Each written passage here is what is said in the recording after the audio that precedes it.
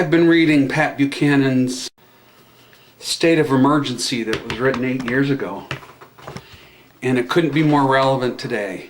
I highly recommend that you read this book. It's not about racism, it's not about bigotry or xenophobia.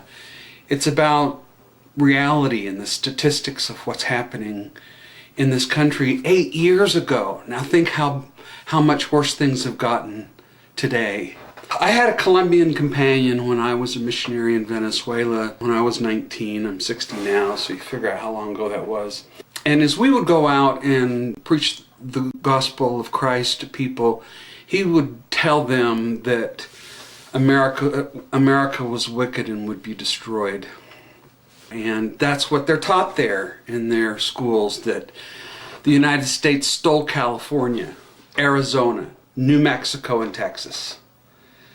And they don't remember the Alamo the same way that we do. My daughter lives in San Antonio, and her kids are about the only white kids in their schools. Those schools are getting some of the same kind of La Raza, open border teachings. She just called me and said she's going to be moving soon.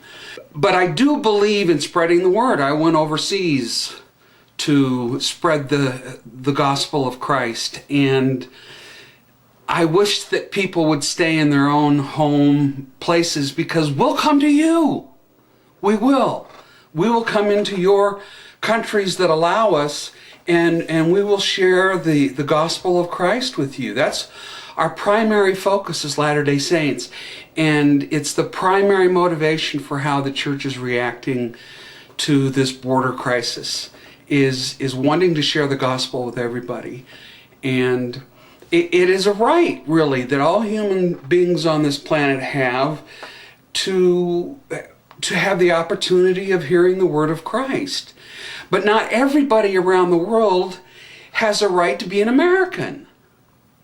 Those are two separate things. America is for Americans. And immigration into America is not about Christian purposes. It's about the needs of our nation. It's a separate thing. And we believe, as members of the church from back to Joseph Smith, that we must obey the laws of the nation. Nobody has the automatic right to just walk into our country. It's an invasion. It's an invasion of culture, if nothing else. And we're becoming a polyglot boarding house, flop house for the world. The more Hispanic America becomes, the more Americans become democratic. And by becoming more and more democratic, our government gets bigger and bigger until it will collapse from its own dead weight. John Taylor, our third prophet, who was there with Joseph Smith in Liberty Jail, says that the destruction of the Constitution must lead to the ruin and destruction of our country. Now, he ended by saying, it becomes our duty to deal with people as the law of God directs. But in doing this, we ought to be full of love and kindness one toward another. I had this